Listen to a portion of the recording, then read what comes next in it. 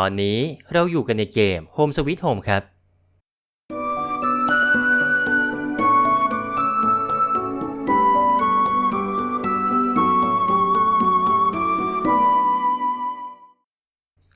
คลิปที่แล้วเราเน้นไปที่ข้อมูลของตัวละครต่างๆที่เราได้เห็นกันในเกม Home Sweet Home Survive คลิปนี้เราเลยจะมาดูในส่วนของความเชื่อต่างๆซึ่งส่วนใหญ่เป็นข้อมูลที่ผมขออนุญาตทาง Official มาใช้ในคลิป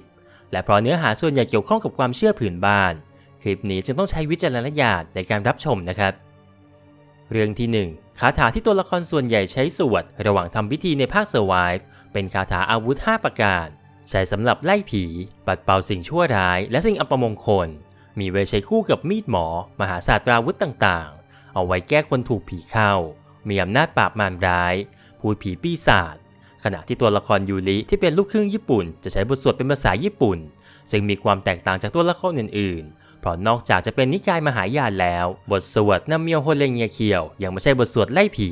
แต่จะเกี่ยวข้องกับเรื่องของกฎแห่งกรรมที่เป็นบ่อเกิดของการบรรลุพุทธภาวะของสรรพสัตว์ทั้งหลายซะมากกว่า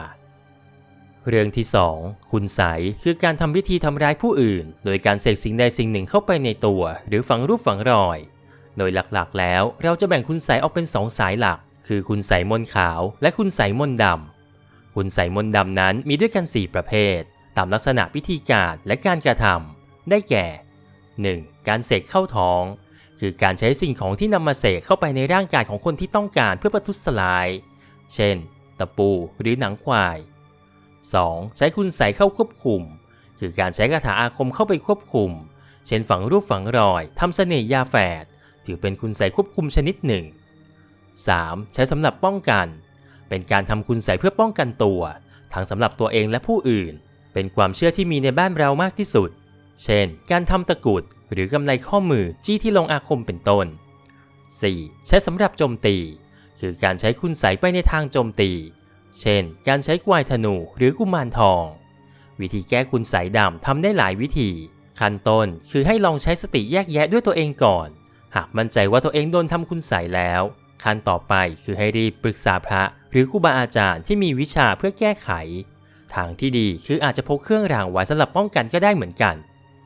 เรื่องที่3อุปกรณ์เพิ่ม HP ในเกม Home Sweet Home เอพิโซดที่2คือยาลูกกรอนจึงเป็นรูปแบบหนึ่งของยาสมุนไพรมีรูปร่างกลมทำจากผงยาชนิดเดียวหรือหลายชนิดผสมสารที่ทำให้ผงเกาะตัวอย่างเช่นน้ำผึ้งเป็นยาที่นิยมใช้ในสมัยโบราณทั้งในประเทศไทยและประเทศจีนเพราะสามารถพกพาไปไหนได้ง่ายแตกต่างจากยาหม้อนอกจากนี้หลายคนยังเชื่อว่ายาลูกกรอนเป็นยาอายุวัฒนะอีกด้วยแต่ในตัวเกมภาค Survive ได้มีการเปลี่ยนอุปกรณ์เพิ่ม HP เป็นเข็มฉีดยาที่ดูสมัยใหม่กว่าแทนเรื่องที่4ลูกประคำมีไว้สำหรับนับตอนสวดภาวนาตามปกติแล้ว1สายจะมี108เม็ดซึ่งจำนวน108เม็ดนี้ถือว่าเป็นเลขมงคลทั้งในทางพุทธและพราหมณ์ไปจนถึงอาถรรพ์เวทไม่ว่าจะเป็นพระอรหันต์108รูปสวดสาธยายพระคาถา108จบถ้าหากว่าพูดถึงอะไรก็ตามที่ลงท้ายด้วย108แล้วล่ะก็จะขลังขึ้นอีกเป็นทวีคูณแต่สำหรับผู้นิยมสะสมพระเครื่องหรือเครื่องรางของขลังความหมายของลูกประคำก็จะแตกต่างออกไปตามการจำกัดความหลายคนจึงนิยมพกพาหรือคล้องคอเพื่อขอให้พุทธานุภาพคุ้มครองผู้สวมใส่ให้ปลอดภัยแต่ในเกม Home Sweet Home Survive ลูกประคำถูกใช้ในการขับไล่วิญญาณร้ายแทนเรื่องที่5หวายลงอาคมเป็นอาวุธทางไสยเวทที่นิยมใช้ในการปราบและป้องกันพูดผีปีศาจแก้คุณไสยทำน้ำมนต์และอีกมากมายเป็นของขลังที่เพียงได้เห็นวิญญาณร้ายก็มักจะหนีไปทันทีแต่หากไม่หนีอาจารย์จะใช้หวายลงอาคมเคียนเพื่อขับไล่สิ่งอัปมงคลออกไปจากตัวโดยอาคมที่ถูกสลักหรือเขียนเอาไว้ในเนื้อไม้จะแตกต่างกันไปขึ้นกับตัวอาจารย์ผู้ปลุกเสกนับเป็นของขลังหายากอีกชนิดหนึ่งเรื่องที่6ยันต์คือการเขียนและถ่ายทอดอักขระและลวดลายต่างๆลงบนพื้นผิวหรือวัตถุมีคุณสมบัติในการคุ้มครองรักษาคำว่ายันต์มาจากภาษาบาลีแปลว่าสิ่งที่มนุษย์พึงบูชาเพื่อให้เกิดความสุขความเจริญพบได้บนแผ่นผ้ากระดาษแผ่นเงินแผ่นทองหรือบนผิวหนังของมนุษย์ยันต์นั้นพบได้ในหลายวัฒนธรรมมากแต่ที่มีอิทธิพลกับบ้านเราที่สุดคงจะเป็นยันต์จากอารยธรรมขอมและเขมรเสียมากกว่าคนไทยทั้งในอดีตและปัจจุบันนิยมนำยันต์มาติดในบ้านเพราะความเชื่อที่ว่า ยันสามารถป้องกันและปัดเป่าสิ่งชั่วร้ายให้ออกไปจากที่อยู่อาศัยได้และยังส่งผลต่อความร่มเย็นเป็นสุขของคนในบ้านอีกด้วยเรื่องที่ 7 สายสิญจน์หรือด้ายสายสิญจน์หมายถึงด้ายที่นำมาใช้ในงานพิธีต่างๆสามารถใช้ได้ทั้งงานมงคลและงานอัปมงคลจุดกำเนิดของสายสิญจน์นั้นไม่ได้มีบันทึกเอาไว้เป็นเรื่องราวที่แน่ชัดเป็นไปได้ว่าจุดกำเนิดอาจมาจากศาสนาพราหมณ์สายสิญจน์นั้นถือเป็นด้ายศักดิ์สิทธิ์ที่เกิดจากพุทธมนต์ที่พระสงฆ์ได้สวดสาธยายไว้ทำให้มีอานุภาพในการป้องกันวิญญาณร้ายคนโบราณนิยมนำมาผูกข้อมือให้กับลูกหลานเพื่อป้องกันวิญญาณร้ายและสิ่งไม่ดีมารังควานรวมไปถึงเป็นการให้พรแก่ลูกหลานด้วยเรื่องที่ 8 น้ำมนต์คือน้ำที่ผ่านพิธีศักดิ์สิทธิ์พบได้ในหลายๆศาสนาใช้สำหรับปะพรมกินอาบเพื่อเพิ่มสิริมงคลให้กับผู้ใช้เหมาะสำหรับใช้ชำระล้างสิ่งไม่ดีออกไปหรือไล่พูดผีปีศาจในศาสนาพราหมณ์มีความเชื่อเรื่องแม่น้ำศักดิ์สิทธิ์เช่นแม่น้ำคงคาเมื่อได้ดื่มกินหรืออาบจะทำให้เกิดสิริมงคลกับตัวเองเพราะมีความเชื่อว่าแม่น้ำคงคานั้นไหลมาจากสวรรค์ผ่านทางเสียรของพระศิวะศาสนาคริสต์ก็เช่นกันน้ำมนต์ในศาสนาคริสต์ใช้ชำระล้างสิ่งชั่วร้ายและใช้สำหรับอวยพรให้โชคดี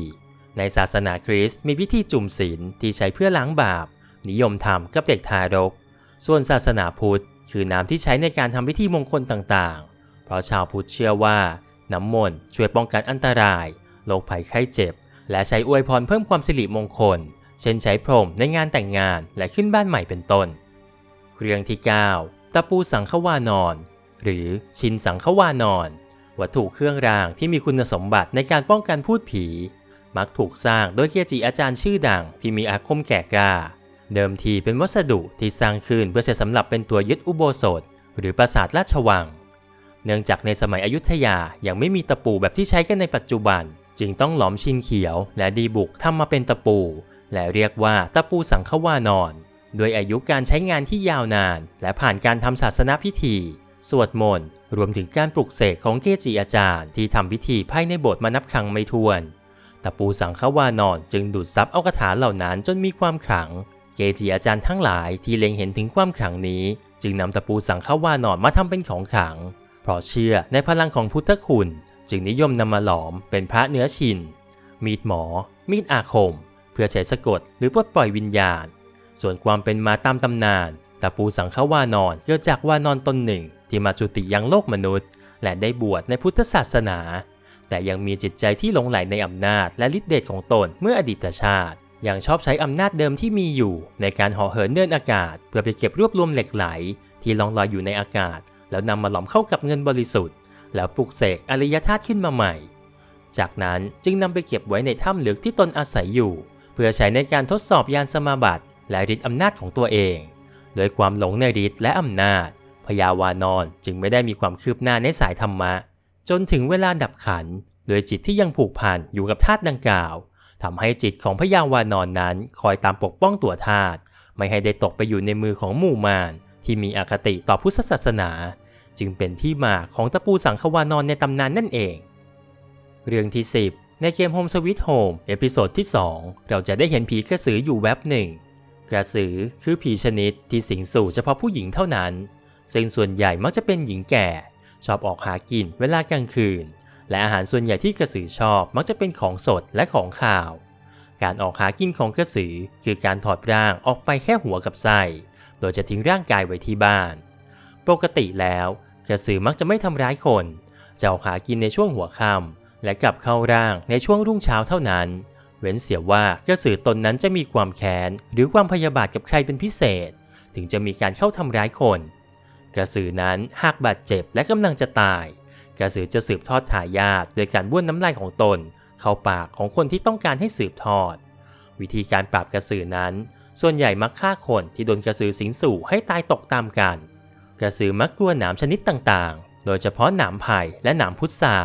และอีกวิธีหนึ่งคือการนำผ้าที่กระสือเช็ดปากไปต้มจะทำให้กระสือนั้นร้อนและทุรนทุรายเรื่องที่ 11ผีหัวขาดคือผีที่ตายโดยที่หัวหลุดออกจากตัวอาจเกิดจากการต้องโทษในอดีตหรือเกิดอุบัติเหตุที่ทำให้หัวขาดซึ่งในสมัยก่อนมีการประหารโดยใช้เพชฌฆาตในการตัดหัว นักโทษเมื่อตายไปก็จะกลายเป็นผีหัวขาดบางตำนานก็เชื่อว่าเหล่าเพชฌฆาตที่มีหน้าที่ตัดหัวของนักโทษเองเมื่อตายไปก็จะกลายเป็นผีหัวขาดด้วยเพราะวิบากกรรมที่ทำไว้เมื่อตอนที่ยังมีชีวิตอยู่เรื่องที่12ผีตาโขนคือส่วนหนึ่งของประเพณีบุญหลวงหรือบุญพเวทที่จัดขึ้นที่อำเภอด่านซ้ายจังหวัดเลย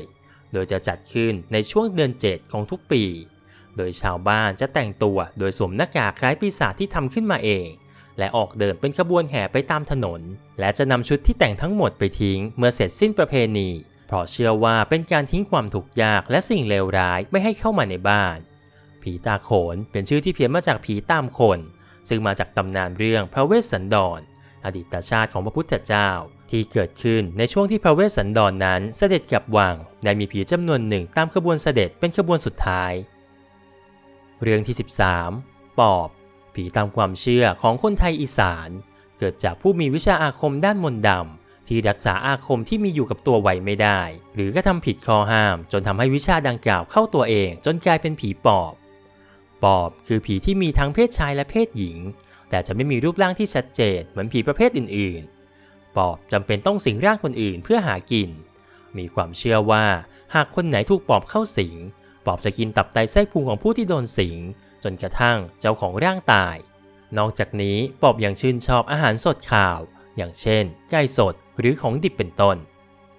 และนั่นก็คืออีก13เรื่องที่คุณอาจยังไม่รู้เกี่ยวกับเกม Home Sweet Home หลายเรื่องเราอาจยังไม่ได้เห็นในตัวเกมภาคไหนเลยแต่นี่คือสิ่งที่ทาง Official ปล่อยออกมาหากเพื่อนๆอยากรู้เกี่ยวกับเกมไหนก็สามารถคอมเมนต์ทิ้งเอาไว้ได้ที่ใต้คลิปนะครับสุดท้ายก็ขอฝากด้วยกับสปอนเซอร์ ggkeystore.com ผู้ให้บริการทั้งเกมและ Wallet มากมายอย่าลืมแวะไปหนุนกันนะครับลิงก์ใน description ใต้คลิปโดยเรากลับมาเจอกันใหม่คลิปหน้าครับ